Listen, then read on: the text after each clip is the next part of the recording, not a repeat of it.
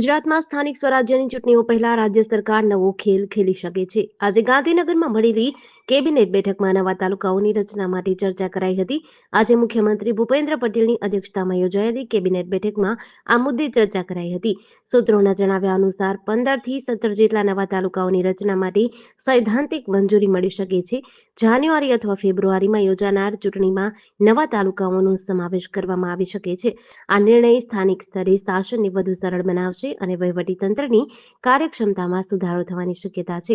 નવા તાલુકાઓ અસ્તિત્વમાં આવવાથી નાગરિકોને સરકારી કામકાજ માટે દૂર સુધી નહીં જવું પડે, જેના પરિણામે સમય અને શક્તિ બંનેનો બચાવ થશે.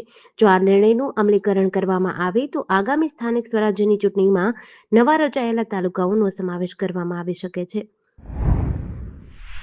દિલ્હી વસંતકુંજ ખાતે Shri Sharda institute of Indian મેનેજમેન્ટના પૂર્વ ચીફ સ્વામી ચૈતન્યાનંદ સરસ્વતી ઉર્ફે પાર્થસારથી સામે 17 વિદ્યાર્થીનીઓને યૌન શોષણના આરોપ લગાવ્યા છે.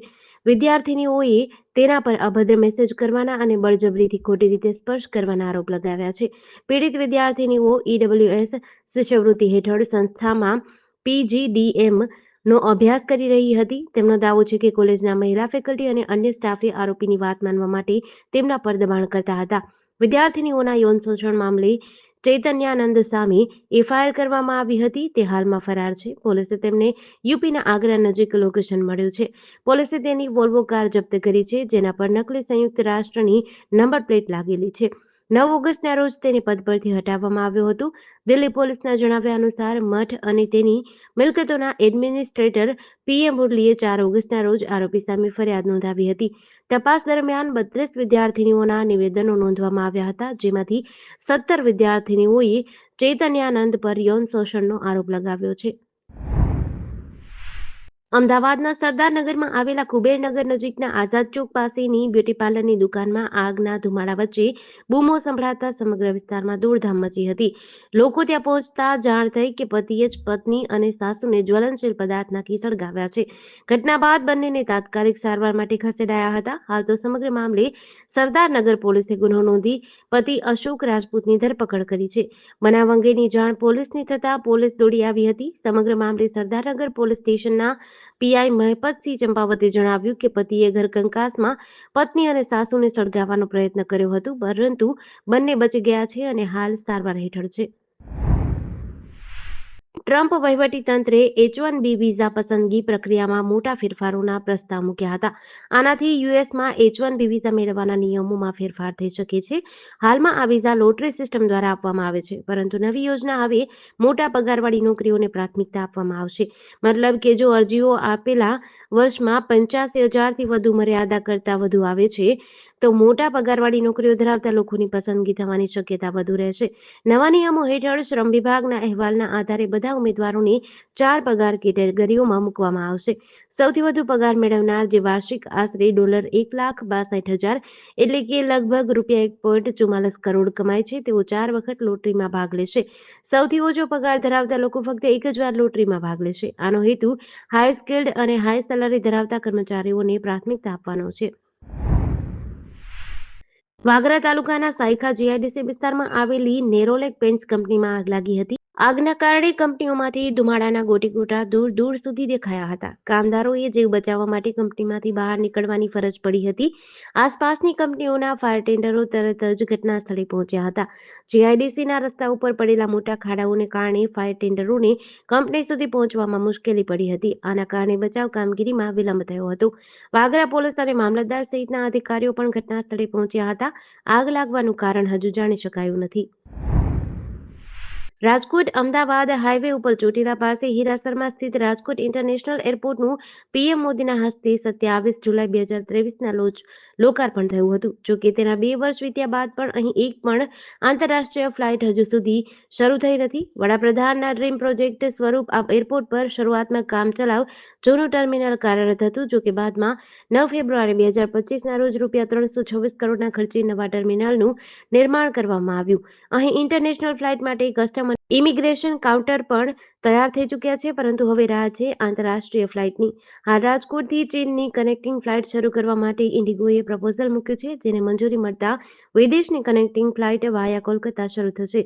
રાજકોટ ઇન્ટરનેશનલ એરપોર્ટને આંતરરાષ્ટ્રીય ફ્લાઇટ મળતા બિઝનેસ ક્લાસ તેમજ હવાઈ મુસાફરોને ફાયદો થઈ શકે છે. હળવદના ઢવાણા ગામમાં એક યુવકે ખેતીકામ અંગે માતાના ઠપકાથી નારાજ થઈને આપઘાતનો પ્રયાસ કર્યો છે. પરસોત્તમભાઈ રાઠોડના 25 વર્ષીય પુત્ર રવિએ કપાસમાં છાંટવાની ઝેરી દવા પી લીધી હતી. જ્યારે વાંકાનેર અને મોરબીમાં બે અલગ અલગ આપઘાતના કિસ્સા સામે આવ્યા છે. વાંકાનેરના સરતાનપર રોડ પર આવેલા ટીટા સેનેટરી વેર કારખાનાના લેબર ક્વાર્ટરમાં રહેતા મનહર મુર્તુજા છોટન અંસારીએ ગળે ફાંસો ખાધો હતો. મજૂરી કામ કરતા યુવકના મૃતદેહને પીએમ માટે મોરબીની સરકારી હોસ્પિટલે ખસેડાયો છે. મોરબીમાં સર્કિટ હાઉસની સામેના ભાગમાં આવેલી વિદ્યુતનગર વિસ્તારમાં રહેતા શીતલબેન પુનિતભાઈ દેવઈત નામની પરિણીતાએ કોઈ કારણોસર પોતાના ઘરની અંદર ગળે ફાંસો ખાઈ લીધો હતો, જેથી તે મહિલાનું મોત નીપજ્યું હતું. ભાવનગર લોકલ ક્રાઇમ બ્રાન્ચે તળાજા પંથકમાં પેટ્રોલિંગમાં હતી તે દરમિયાન પોલીસને મળેલ બાતમીના આધારે તળાજાના લક્ષ્મીનગર વિસ્તારમાં દરોડો પાડ્યો હતો, જ્યાંથી પોલીસે 1000થી વધુ ઇંગ્લિશ દારૂ અને બિયરની કિંમત ₹2.84 લાખના મુદ્દામાલ સાથે એક શખ્સને ઝડપી લઈ કાયદેસરની કાર્યવાહી હાથ ધરી છે. સ્ટાફના માણસો તળાજા પંથકમાં પેટ્રોલિંગમાં હતા. આ દરમિયાન બાતમીના આધારે દીપકભાઈ ચંદુભાઈ ડાબી ના રહેણાંક મકાનમાંથી ભારતીય બનાવટનો ઇંગ્લિશનો દારૂનો જથ્થો મળ્યો હતો. પોલીસે લંડન પ્રાઇડ પ્રીમિયમ વિસ્કીની 180 mlની 950 બોટલ કિંમત ₹2,56,500, 8 PM સ્પેશિયલ ગ્રેન બ્લેન્ડેડ વિસ્કીની 180 mlની 85 બોટલ કિંમત ₹22,950 અને માઉન્ટ્સ 6000 સુપર સ્ટ્રોંગ બિયરના 500 mlના 24 ટીન કિંમત ₹5,280 મળી કુલ ₹2,84,730નું મુદ્દામાલ જપ્ત કરી વધુ કાર્યવાહી હાથ ધરી છે. રાજકોટમાં નવરાત્રિના નવલા દિવસોનો પ્રારંભ થઈ ચૂક્યો છે અને રાજકોટમાં આયોજિત થતા ગરબા મહોત્સવમાં લોકો મોટી સંખ્યામાં ઉમટી રહ્યા છે. આ દરમિયાન ખાદ્ય પદાર્થોની ગુણવત્તા જાળવી રાખવા અને લોકોના સ્વાસ્થ્યનું રક્ષણ કરવા માટે રાજકોટનો આરોગ્ય વિભાગ સંપૂર્ણ સજ્જ છે.